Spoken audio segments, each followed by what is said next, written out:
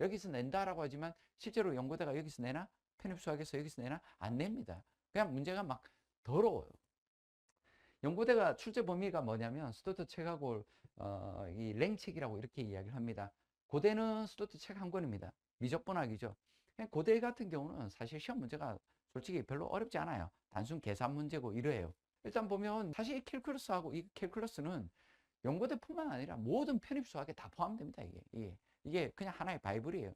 여기서 낸다라고 하지만 실제로 연고대가 여기서 내나? 편입수학에서 여기서 내나? 안 냅니다. 그냥 문제가 막 더러워요. 문제가 막 꼬여있고 막 그래요. 그리고 연세대 서현대수학 랭책. 랭책을 내겠다 이랬으면 랭책을 내야 되는데 랭책을 하나도 안 냈습니다. 지금까지. 뭐 냈다고 하면 뭐 연관성으로 붙으면 냈다고 할 수 있지만 랭책 아니어도 그냥 랭책이 갖고 있는 게 이게 뭐냐면 추상적인 책이거든요.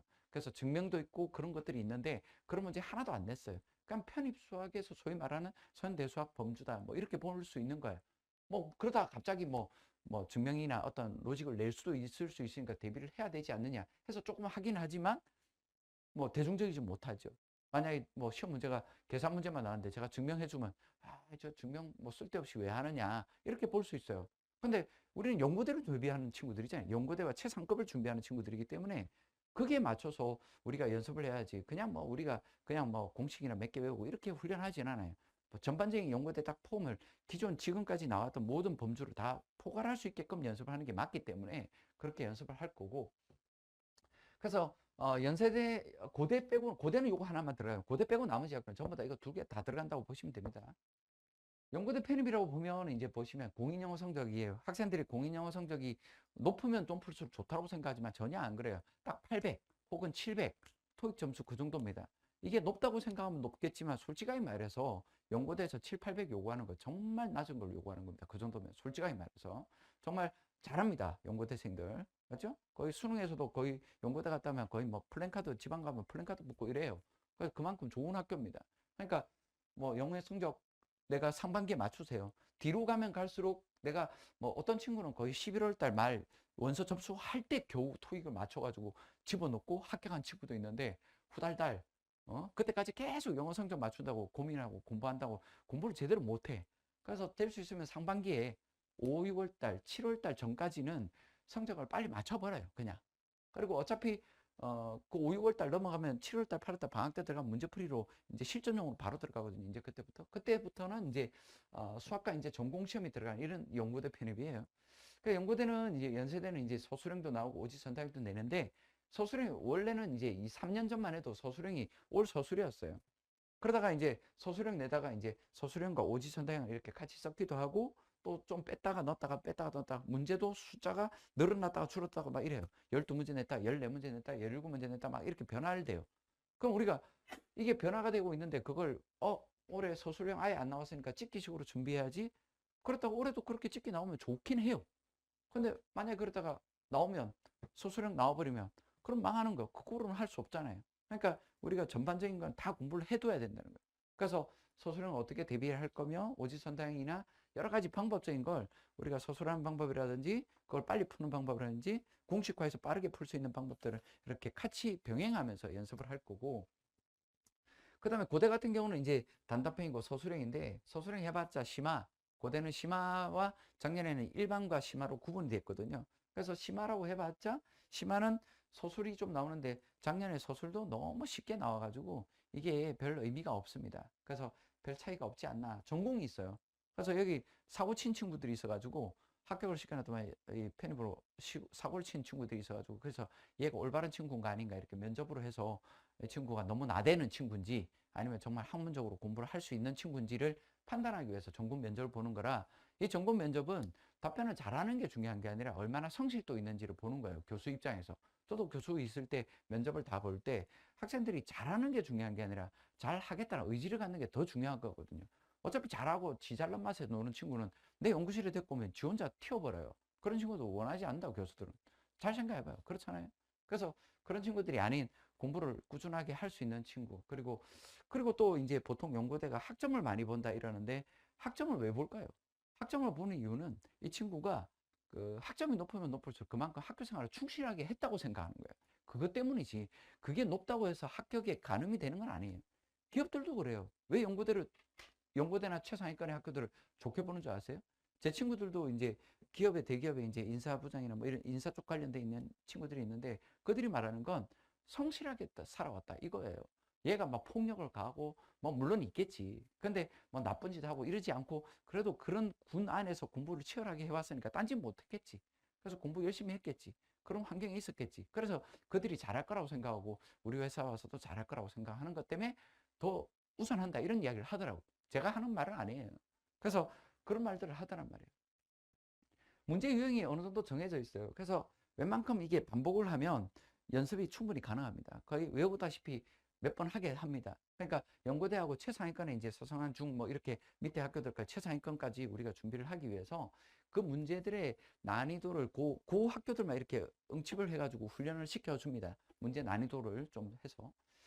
그래서 이제 필기 성적으로 결판 나는 건 확실히 거의 맞다고 보면 됩니다. 안 그러면 전문대나 뭐 우리가 보지 못했던 학교들이 이런 학교들에서 합격하는 케이스가 있을 수 없잖아요. 그래서 재작년에 합격, 올해도 또 봐야 되지만 재작년에 합격자 중에는 학점은행제 해가지고 학점은행제 교육원 다녀서 공부하던 친구가 하나 있어요. 그래서 교육원 다녀서 공부하다가 재작년에 7군데를 붙었거든요. 그 친구가 연세대를 붙었나 그럴 거예요. 연세대 붙고 고대는 떨어졌어요. 그리고 나머지 뭐 서강대, 성대, 한양대, 중대, 경희대, 이화여대 다 붙었어요. 근데 홍익대 하나를 떨어졌어요. 근데 추합으로 붙기는 붙었지만 이게 뭘 말할까요? 내가 어떻게 준비하느냐에 따라서 연구대 초점 포커스를 맞춰줬느냐, 일반 편입에 맞춰줬느냐, 그런 차이예요, 이게.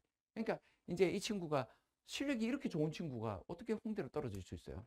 홍대 좋은 학교 맞아요. 근데 홍대로 떨어진다는 건 사실 좋은 인재 한 명을 놓친 거예요, 이 친구를. 그래서 충분히 좋은 시스템이 있는데도.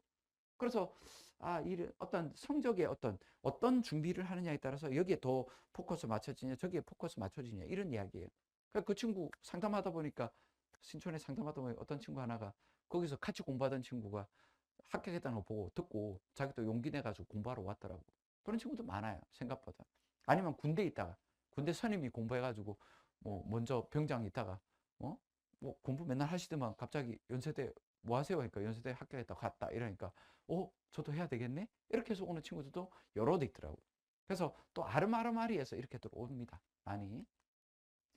연고대 편입이라고 하면 이제 겁을 먹죠. 보통 보면 연고대 이라니까 연고대만 준비된다고 하지만 연고대 뭐 나머지 학교는 다 버릴 거냐? 뭐 이런 식으로 어떤 친구는 뭐 상담 어디 가면 상담하면 나머지 학교는 다 버릴 거냐? 이러면 불안하거든.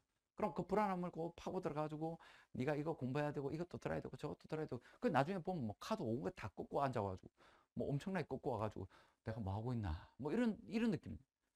그래서 연고대 준비한다면 수학 자체는 한양대 같은 경우는 편입 영어가 빠졌어요. 빠졌고. 그래서 한양대는 수학으로만 결정 짓는다고 합니다. 서강대가 있죠. 서강대 같은 경우는 편입 영어가 들어갑니다. 여기는. 근데 서강대는 편입 영어 우리가 보통 연고대를 대비하는 친구들이 준비하는 데가 보통 한양대, 중앙대, 경희대, 이화여대, 서강대도 들어갈 수 있지만 서강대는 영어 때문에 빼는 게 좋아요. 그거 서강대 하나 잡자고 여기다 편영을 넣는다? 그건 아닌 것 같습니다.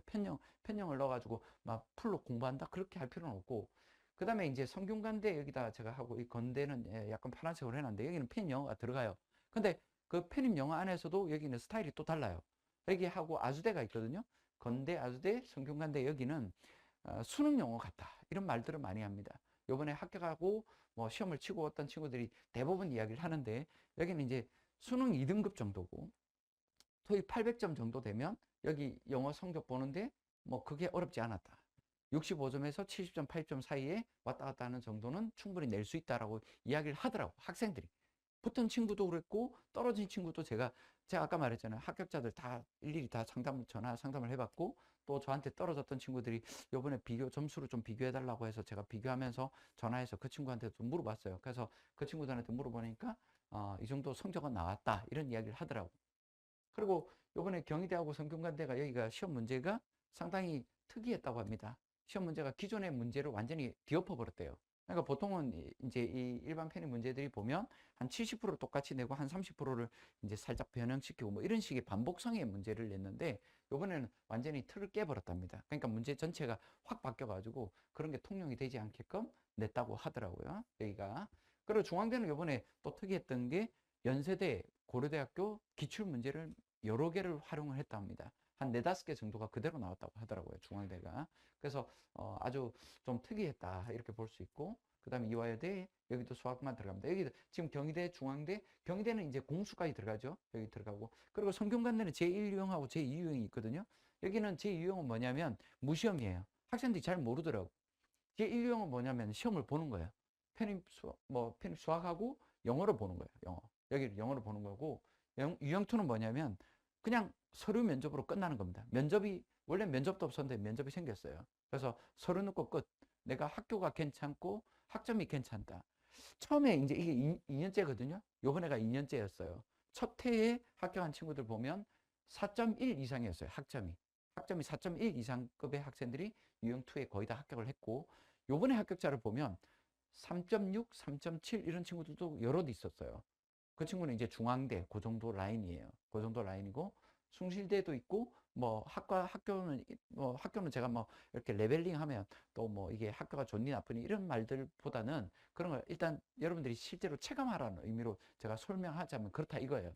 그래서 그런 친구들이 되더라 이거고, 그 다음에 유니스트는 이제 울산에 있지만 여기는 이제 면접으로 보고요. 그 다음에 국립대 면접으로 이렇게 준비를 할 수 있습니다. 그래서 연고대를 준비하면 요 정도 카테고리를 가지고 연습을 할 수 있다고 보시면 돼요.